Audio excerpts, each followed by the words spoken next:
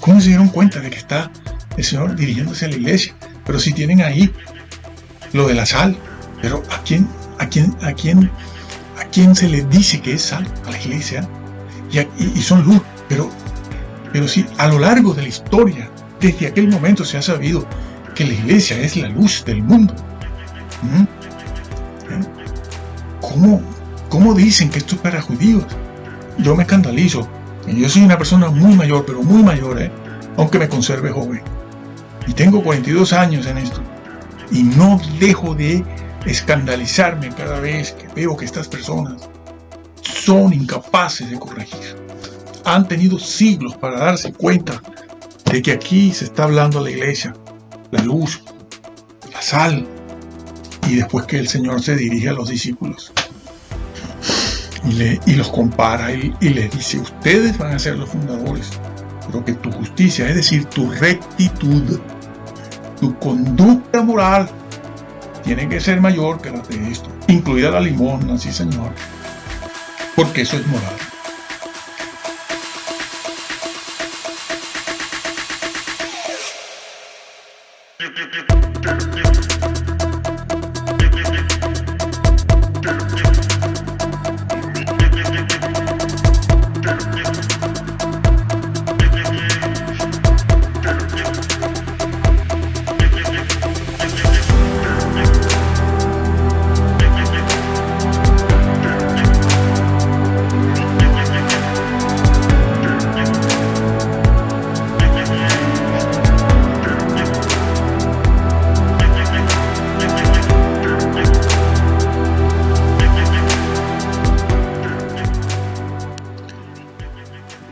Porque no tomaron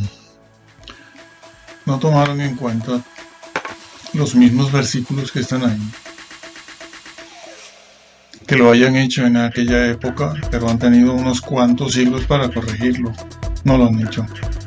También le aplican esto de Mateo 5, 6, 7 a los judíos, porque bueno, es claro que está hablando del decálogo.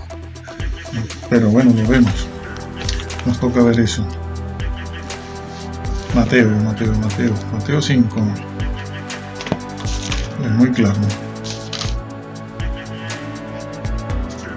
Las bienaventuranzas, no vamos a leer las bienaventuranzas, vamos a leer lo que toca y que falta al vídeo anterior, que por faltar siempre falta, porque sobre estos capítulos 5, 6 y 7 se puede escribir una colección de 2-3 tomos. Bueno, el versículo habla de las bienaventuranzas, ¿no? Bienaventurado el pobre en espíritu, los que lloran, los mansos, bienaventurados todos ellos. Y sigue, el versículo 12 vale la pena leerlo porque dice: gozaos y alegraos porque vuestro galardón es grande en los cielos, porque así persiguieron a los profetas que fueron antes de vosotros. Claro, les van a perseguir a estas personas por causa de la justicia, como dice todo el Nuevo Testamento. Por causa de la fe, no, por causa de la justicia. Entonces el versículo 13 dice: vosotros sois la sal de la tierra, pero si la sal se desvanece, ¿con qué será salada la tierra? Está ya en un contexto universal, y no solamente local o regional judío. No sirve para nada, sino para ser echada fuera y hollada por los hombres. Si la sal pierde su sabor, o si su sabor empieza a aminorar, a desfallecer, desvanecerse, dice aquí, ¿para qué sirve entonces? Bueno, lo niegan, dirán: no, la sal no puede perder su sabor. No, sí la pierde. El Señor no es tonto ni está hablando por hablar, no está diciendo algo que no esté dentro de una situación real, una situación real, posible. Y de hecho Él lo está diciendo porque eso ha sido así en mayor o menor medida a través de la historia, y sobre todo al final de la historia será completamente real. No sirve para nada sino para ser echada fuera y hollada por los hombres. Luego habla de la luz del mundo. Vosotros sois la luz del mundo. ¿De quién dijo Jesús estas dos cosas? Por ejemplo, que lo va a demostrar en el discurso que está más abajo ahora. ¿De quién dijo esto? ¿A quién está hablando el Señor? ¿A quién está hablando el Señor? ¿A quién? Está hablándole a sus discípulos. ¿Y cómo los va a calificar a sus discípulos? Los califica dentro de la iglesia. Ya aquello era la iglesia, lo que será futuramente la iglesia en los términos que nosotros conocemos. Hoy en día. Esa es la iglesia. Se está dirigiendo a sus discípulos que van a fundar la iglesia en esa nueva etapa. Pero esa asamblea, los venidos afuera, eso viene del Antiguo Testamento, la iglesia. Entonces, eso es, el Señor está hablando de la sal. Está hablando de la sal, está hablando de la luz. Ustedes son la sal, ustedes son la luz. Ya les ha dicho que van a ser perseguidos por causa de la justicia.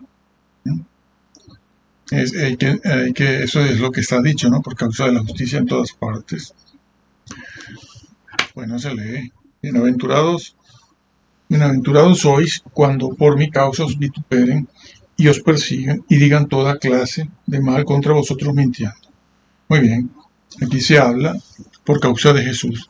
Y otros versículos arrojan muchas más ideas porque dicen, Pablo y Pedro, dice por causa de la justicia.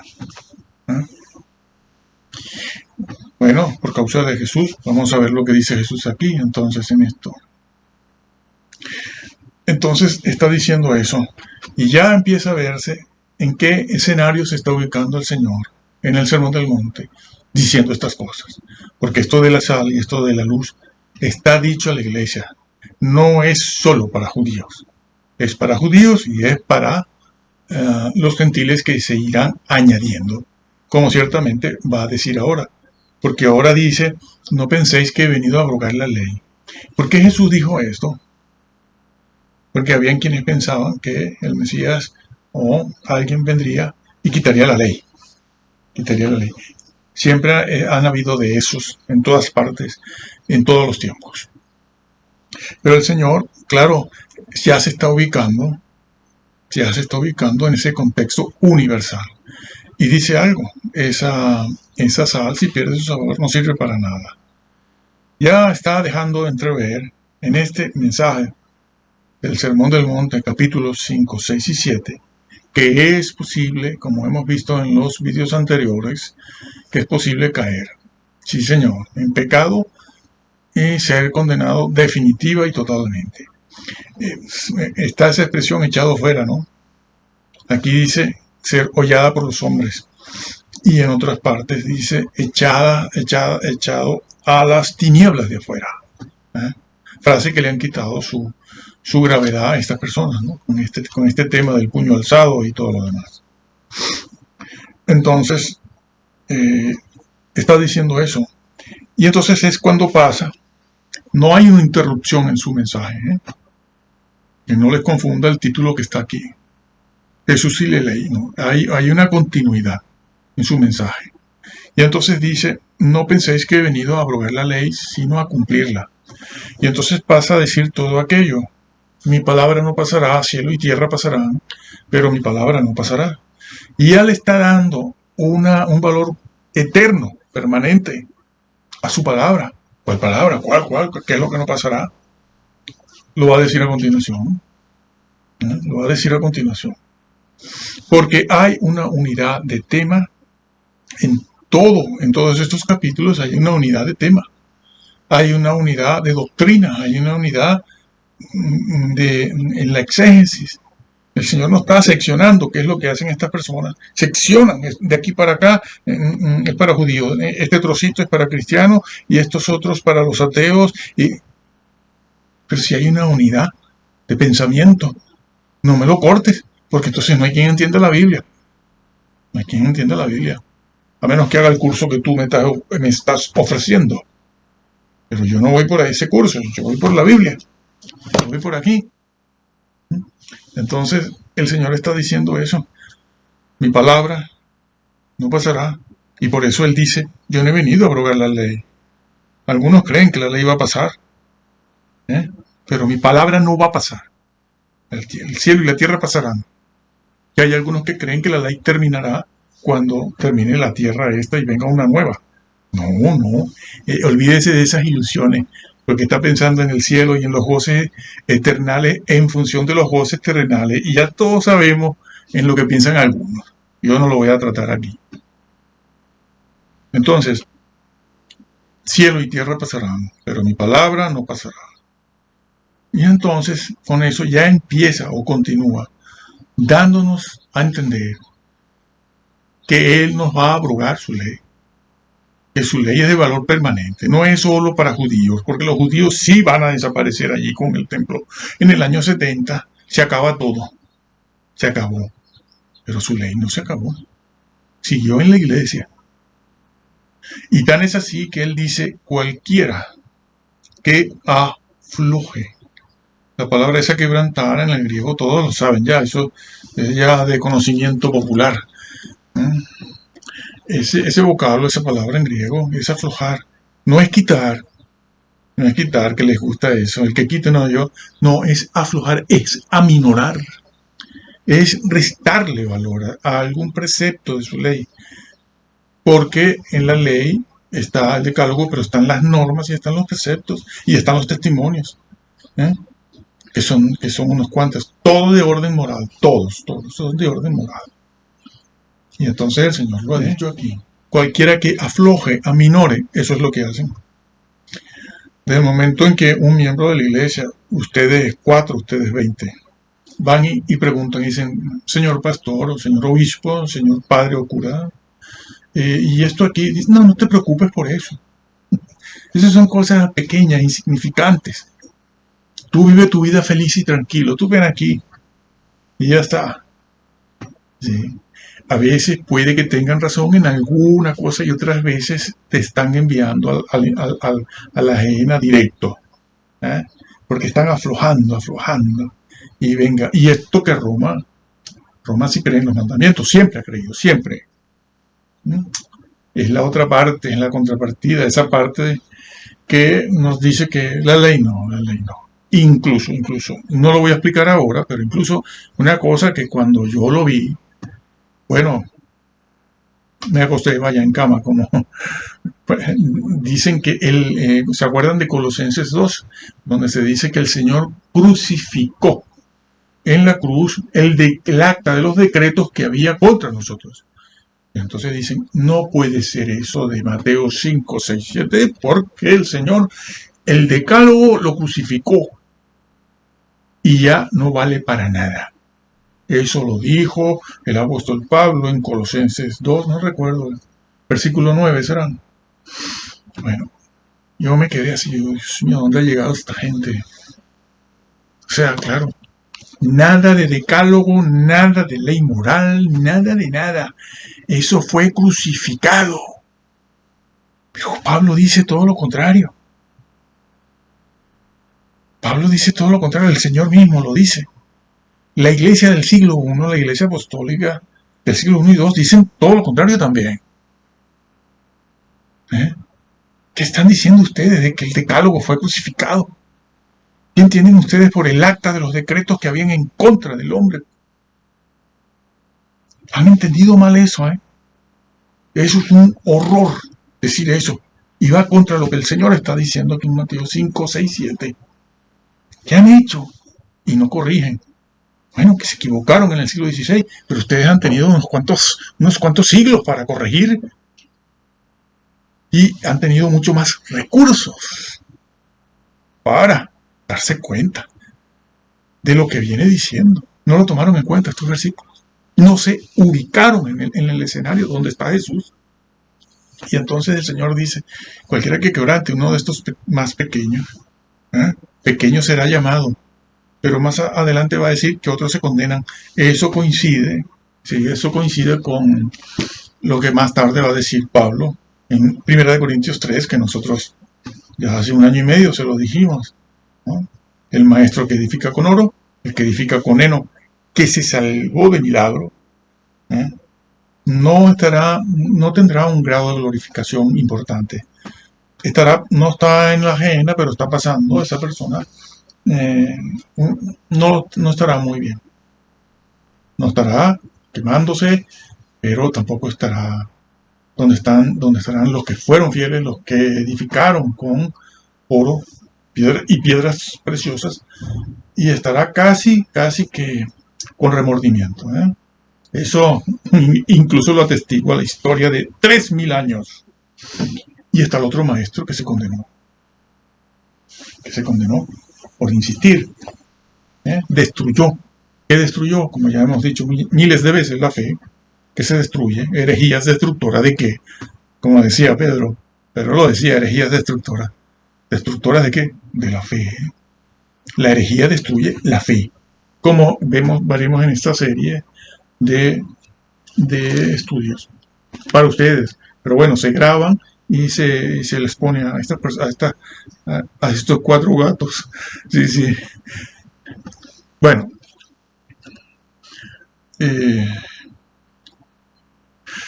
entonces dice, pequeño será llamado, aunque después va a decir que muchos no van a entrar, simplemente están condenados.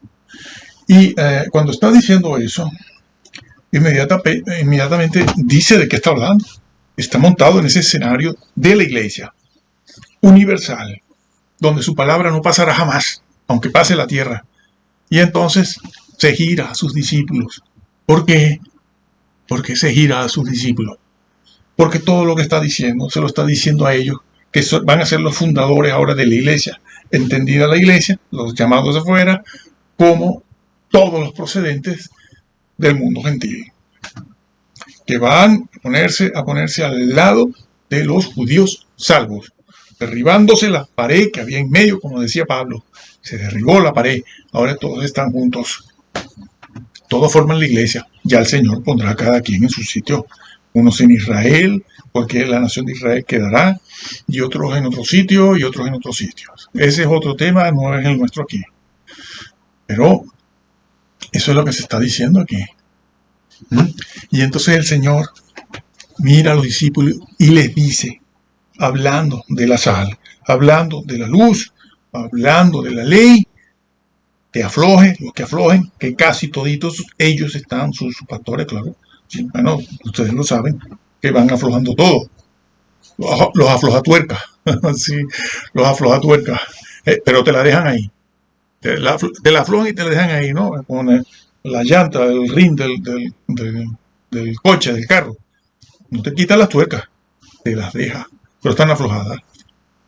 Ya está. Ya está. Bueno, entonces, a veces quitan alguna tuerca, sí, o 2 o 3.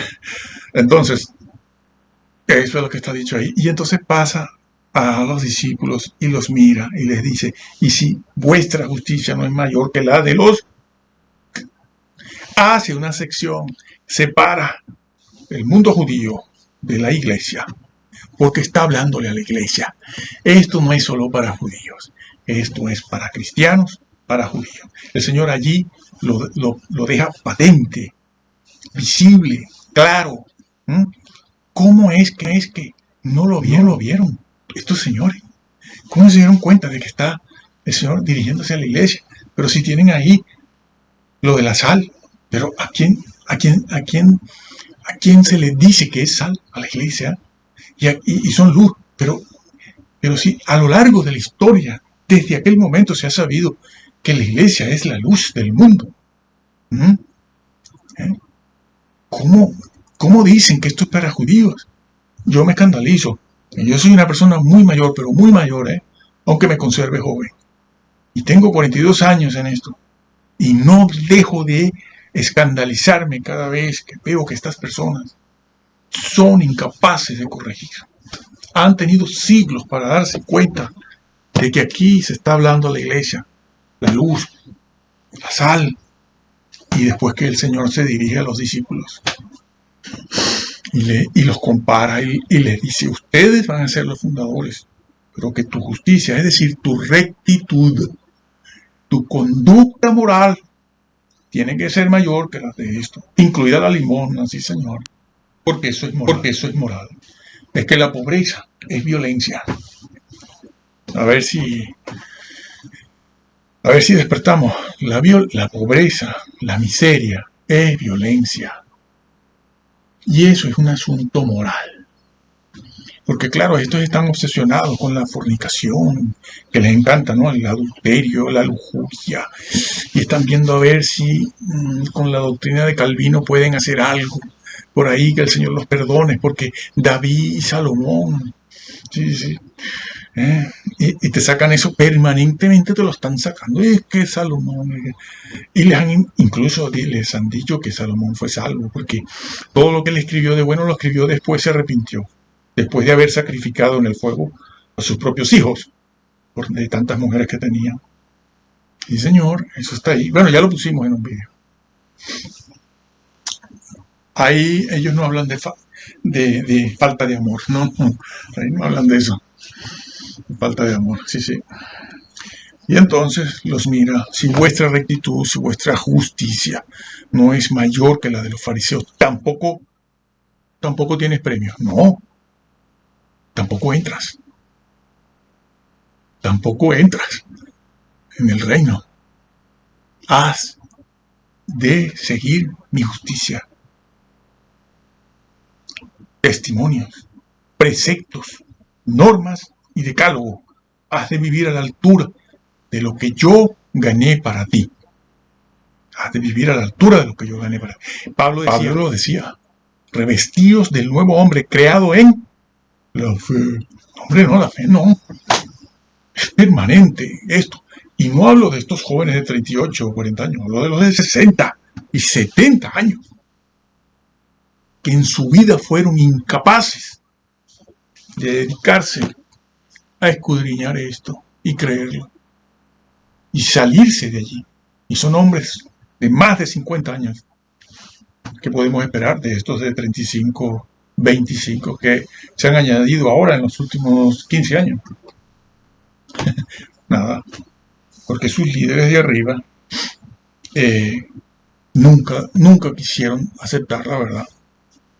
Se durmieron. Ya no hay nada que hacer porque ahora estamos en otro periodo, ese periodo que dice el santo se llama santo, el impío se llama impío, el malo y el inicuo se llama inicuo, y el tonto se llama tonto, sí. Bueno, y entonces les está diciendo eso, tu justicia. Y Jesús nos pesa en una balanza tan fina que llega a decir lo de la limosna, porque lo de la limosna es ley moral. Por lo que les acabo de decir, es ley moral. Incluso dice, bueno, pero den la limosna, sí, claro. Sí, pero si la das como la dan ellos, tampoco sirve. Por eso le dice, si vuestra justicia no es mayor que la de los otros. ¿Por qué? Porque tú puedes dar la limosna y después venirme a mí con ese cuento de que has dado la limosna. Pero si tú la das como ellos, ¿qué es lo que pasa? Con esto del ayuno y la oración, sí, es verdad. Sí, lo del ayuno y la oración, todo el mundo anda presumiendo de ayuno. Sí, y bueno, dejo el tema del ayuno ahí. Pero si tú lo haces como lo hacen ellos, tú tampoco tienes recompensa. Ahí el Señor dice pago. La palabra griega que se encontró en estos papiros de Egipto habla de pago. Una persona que hace un trabajo y se le paga por el trabajo. Pago. Entonces, no, dice que tu izquierda no sepa lo que hace tu derecha para que ese acto de justicia tenga valor. Si no, no lo tiene. No toques trompeta, como hacen los fariseos y los saduceos. Bueno, eso se lo pusimos en el video anterior. Claro, si ellos se hubieran dado cuenta de que Jesús hubieran tomado en cuenta los versículos que están ahí en el mismo contexto, ahí mismo, inmediato, no hay que irse un poco más adelante, no, ese contexto inmediato lo dice, lo está diciendo, sí, el contexto inmediato lo dice, la sal, la luz, la sal y la luz. Más, bueno, seguirá diciendo cosas, sí, como esto de que vimos antes, ¿no? En el 6, la lámpara del cuerpo y también el tesoro en el cielo, ¿no? No os hagáis tesoros en la tierra donde la polilla y el orín corrompen y donde ladrones minan y hurtan. Esto debemos verlo. Ladrones minan y hurtan, porque esto lo va a usar el evangelista Lucas cuando habla de minar la vida. Esto está en las vírgenes, esto está en Mateo 24, esto de minar está por todas partes, como ya hemos expuesto, ¿no? Ya lo hemos dicho varias veces. Entonces, ahora vamos ahí, pero no sin antes terminar esta parte que complementa el estudio anterior, ¿no? El vídeo anterior, para que se vea que sí que está en un contexto cristiano. Está ese vídeo, también lo han visto muchos, ¿no? El de la cizaña, Mateo 13, caer. Bueno, eso es. Vamos a ver esto de minar, porque esto es lo que Jesús va a decir en Mateo 24, hablando del siervo infiel. ¿Y por qué infiel? Porque antes era fiel. Pero ¿y por qué? Porque es un siervo. Es un siervo que se le ha encomendado esa responsabilidad. Allí está en Mateo y en Lucas 12. Se le ha encomendado esa responsabilidad, pero no se hace digno de esa responsabilidad. No todos se hacen dignos, algunos sí, otros no. Este que comenzó a comer, a beber, mi maestro tarda, no viene, yo estoy cansado, me han engañado con tantas fechas que ponen, que si en septiembre, de las trompetas, ¿no? Que si en septiembre no, que en junio, no, ahora las otras trompetas, y no, que hay un grupo que cree que viene. Me cansé de esperar, así que voy a vivir tranquilo, comer, beber y tal. Y el Señor lo mandó a las tinieblas de afuera. A las tinieblas de afuera, que han querido cambiar el significado de eso. Tinieblas de afuera no es otra cosa que la parte mala del Hades, o al final el lago de fuego. No lo cambian, señores, con esto de levantar. Con esto de levantar. Que no me sirve que guarden el texto Receptus, que es el reflejo de la palabra de Dios inspirada, para luego venir a cambiar una doctrina importantísima para mantener tu idea que nace en la Reforma, que la levantó un solo hombre, como ya hemos explicado o explicaremos, el señor Lutero. Bueno, por cierto, que Lutero tuvo problemas aquí, porque esto lo querían hacer objeto de la ley social. Querían quitar el código civil, lo que hoy conocemos como el Código Civil y Penal del derecho romano. Sí, lo querían sustituir por esto. Me parece que fue Tomás Moro, Me parece que fue Tomás Moro. Yo no estoy seguro de eso, es mucha la información, es mucho el estudio, y no recuerdo bien, pero no fue Tomás Moro el que le llamó la atención a Lutero. Estoy preguntando. Y le dijo, ¿qué haces, loco? ¿Cómo vas a quitar la ley de la sociedad para meter ahora esto que está de la ley del Nuevo Testamento? Vas a crear un estado de injusticia terrible si haces eso. Menos mal que no fue así, ¿no? Tomás Moro, un funcionario inglés. Su padre fue juez también, y su esposa, su hija, una eminente figura inglesa, sabia de la época del Renacimiento. Pero bueno, hablo, como decía Pablo, así como los locos, porque no me acuerdo bien. Bueno, entonces hay mucha difamación en eso. Han difamado a todo el mundo estos señores, sea católico o reformado. Han difamado, unos por una razón y otros por otra, al señor Erasmo. Pero es que esa misma acusación se la hicieron a Casiodoro,